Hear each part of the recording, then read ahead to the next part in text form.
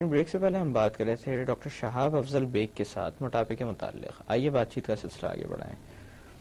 Doctor صاحب، جیسے کہ لائپوسکشن کی بات ہو رہی تھی، اس کے بعد کسی بھی انسان کو روزمرہ کے معمول میں واپس آنے میں یا ریکور ہونے میں کتنا عرصہ درکار ہوتا ہے؟ جیسے آج اگر لائپوسکشن ہوئی ہے تو نیکسٹ ڈے عام طور پہ گھر بھیج دیتے ہیں مریض کو، لیکن یہ بھی ڈپینڈ کرتا ہے کہ لائپوسکشن کتنی ہوئی ہے. 1 یا 2 لیٹر ہوئے ہیں تو they are normally up and about the next day, اور اگر کام اس نوعیت کا ہے کہ جا کے آفس میں بیٹھنا ہے تو they can go home in a day اور 2. اگر جو ہے وہ زیادہ لائپوسکشن ہوئی ہے، جیسے کہ 8-10 لیٹر کے قریب لائپوسکشن ہوئی ہے، تو میرا یہ خیال ہے کہ کم از کم 5-6 دن لگ جاتے ہیں. گھر میں اپنے چل پھر رہے ہوتے ہیں، سب کچھ کر رہے ہوتے ہیں، لیکن تھوڑا سا یہ ہے کہ ڈسکمفرٹ ہوتی ہے، تھوڑا سا readjustment in the new circumstances, تھوڑے بہت ریسٹ کی ضرورت ہوتی ہے. پھر ہم چاہتے بھی نہیں کہ بہت زیادہ موومنٹ ہو. موومنٹ کی وجہ یہ ہے کہ جو ایمٹی اسپیس ہے وہ ہم چاہتے ہیں کہ اپنی جگہ پہ صحیح طریقے سے فرم ہو جائے، پھر اس کے بعد جو ہے وہ کریں. دیکھ لیجیے کہ پھر اس کے بعد اگر کسی کو ایکسرسائز یا جم کرنی ہے یا واک کرنی ہے تو وہ 4 ہفتے کے بعد عام طور پہ اجازت دیتے ہیں to return back to active physical life. جی اچھا ڈاکٹر صاحب، یہ کتنا تکلیف دہ اور کتنا مہنگا پروسیجر ہے؟ اچھا، تکلیف کو اگر ہم اس طرح سے ڈیفائن میں کروں کہ ایک ڈسکمفرٹ ہے اور ایک جو ہے وہ پین ہے. Pain is something which will keep you awake from sleep and will distract you from whatever you do. Discomfort is there, but it will not wake you up from sleep and will not distract you. تو discomfort تو تھوڑی بہت ہوتی ہے جو کہ ہفتے 10 دن تک رہتی ہے. Pain is such 1 or 2 occasional patients ایسے ہوتے ہیں جو کہ کمپلین کرتے ہیں کہ ہمیں پین ہوا، جس کے لیے کہ آپ کو کچھ دوائیاں مزید دینی پڑتی ہیں اور اس سے وہ آرام سے کنٹرول ہو جاتا ہے. لیکن majority 95% plus are okay with very ordinary Ponstan and Panadol. اس کے علاوہ کچھ پرسنٹیج میں اس سے زیادہ دینے کی ضرورت پڑتی ہے. جی، اور کتنا مہنگا ہے؟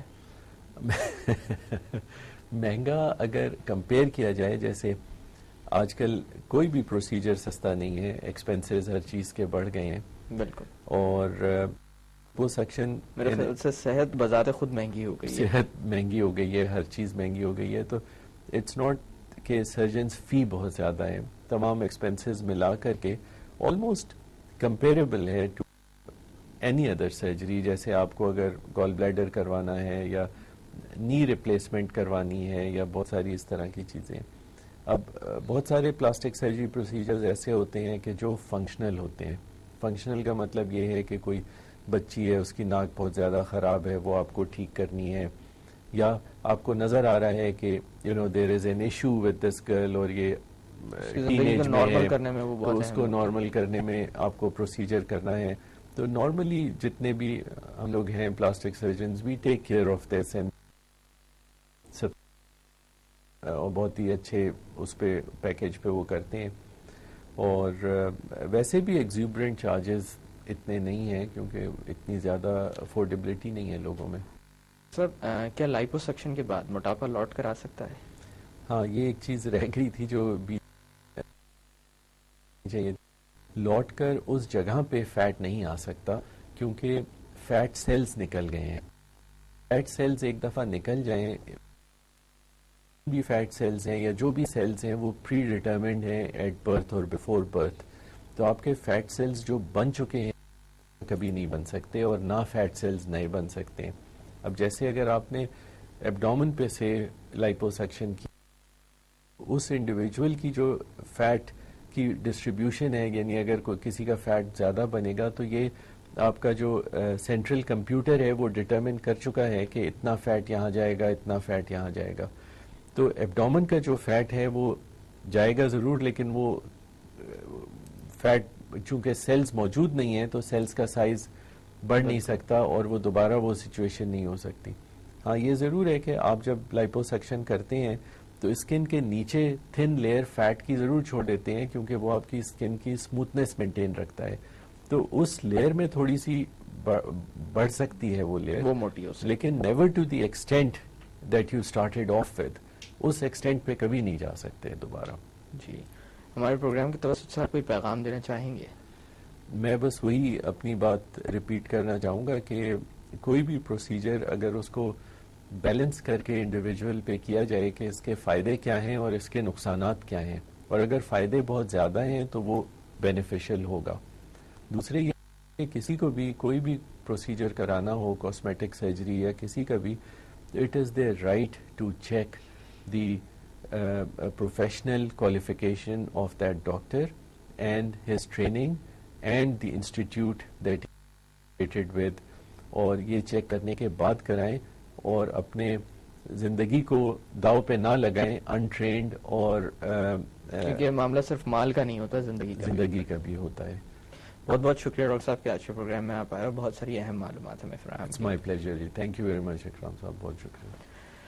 ناظرین اجازت چاہنے سے پہلے موٹاپے کے بارے میں تو خیر آپ بہت کچھ جان چکے ہیں، میں ایک اور سوشل مسئلے کی طرف آپ کی توجہ مبذول کرنا چاہوں گا.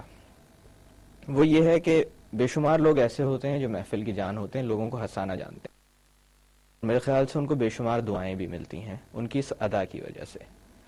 لیکن دیکھا جائے تو ہیومر یا طنز و مزاح کے دو حصے ہوتے ہیں، ایک یہ کہ بہت سارے لوگ ہنس سوائے ایک شخص کے جس کو نشانہ بنایا گیا ہو، یا پھر دوسرا انداز یہ ہوتا ہے کہ محفل میں موجود تمام تر لوگ دل کھول کر ہنس رہے ہوں کیونکہ آپ نے بات ہی کوئی ایسی بے ساختہ کی ہو.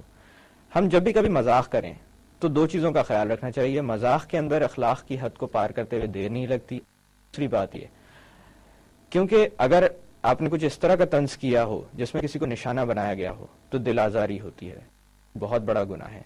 تو آپ نے جو باقی لوگوں سے دعائیں حاصل کی وہ کسی فائدے کی نہیں رہتی. اس لیے بہتر یہ ہے کہ مذاق کرتے ہوئے ان دو چیزوں کا خیال رکھا جائے اور توجہ مزاح پہ دی جائے نہ کہ طنز پہ. انہی الفاظ کے ساتھ مجھے ڈاکٹر اکرام کو اجازت دیجیے، اپنا خیال رکھیے گا، اللہ حافظ.